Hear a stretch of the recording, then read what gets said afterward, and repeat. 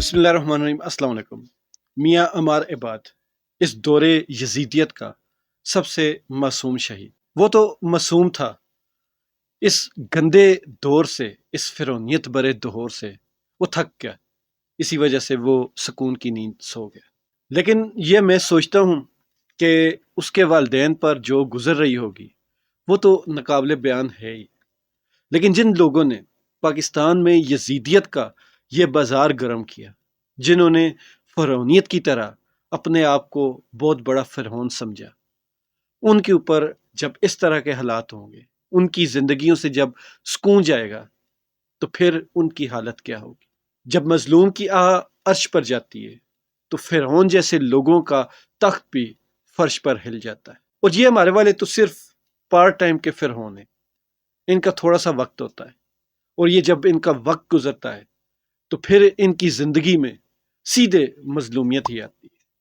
اکثر آپ نے بہت سارے لوگ دیکھے ہوں گے جو اس طرح کے ریٹائرڈ آفیسرز ہوتے ہیں یا کوئی بھی بیوروکریٹ ہوتا ہے، وہ جب ریٹائرمنٹ کی زندگی گزارتا ہے تو ان کی زندگی کس قدر اجیرن ہو جاتی۔ لیکن اس بار میں سمجھتا ہوں کہ جتنا اس ملک میں ظلم ہو رہا ہے، اور مجھے لگتا ہے کہ اس دفعہ یہ پاکستانیوں جیسی بلکڑ قوم بھی اس ظلم کو بھول نہیں پائے گی۔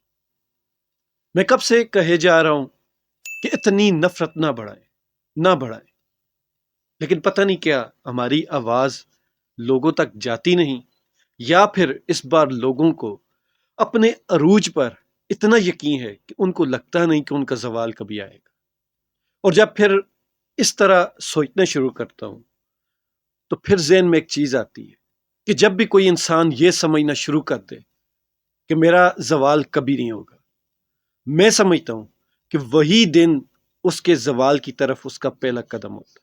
اور جب زیادہ غور سے دیکھتا ہوں تو اس فرعونیت کی کالی رات میں مجھے صبح صادق بھی نظر آ رہی ہوتی، لیکن وہ سفید نہیں ہوتی، اس میں سرخی نظر آ رہی ہوتی۔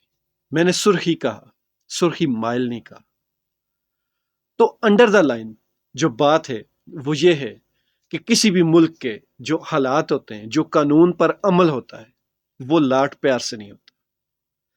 اس بار جو کچھ کر دکھایا جا رہا ہے گو کہ یہ غلط ہے، لیکن قانون پر عمل درآمد کے لیے اچھے لوگوں کو ایک راستہ دکھایا جا رہا ہے کہ اس پر جب تک عمل نہیں کرو گے تب تک ملک کے حالات ٹھیک نہیں ہوں گے، تب تک یہ سسٹم ٹھیک نہیں ہوگا۔ اور اب جب کہ حالات اتنے زیادہ خراب ہو چکے ہیں تو مجھے لگتا ہے کہ اب بات معافی تلافی سے بالکل آگے نکل گئی۔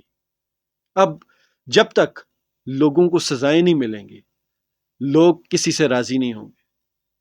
اس کے بعد کوئی بھی حکومت آئے، کوئی بھی اس قوم کا مسیحا بننے کی کوشش کرے، قوم کا سب سے پہلا مطالبہ یہی ہوگا کہ جنہوں نے اس دور میں ظلم کے پہاڑ توڑے ہیں ان کو سب سے پہلے سزائیں ملنی چاہیے، اس کے بعد دوسرے کام ہوں گے۔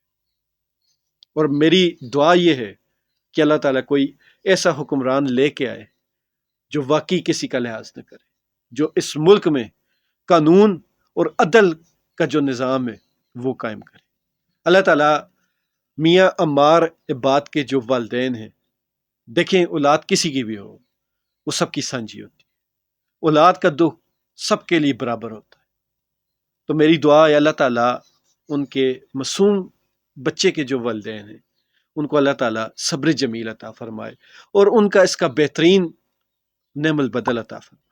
اللہ تعالیٰ ہم سب کا حامی ناصر۔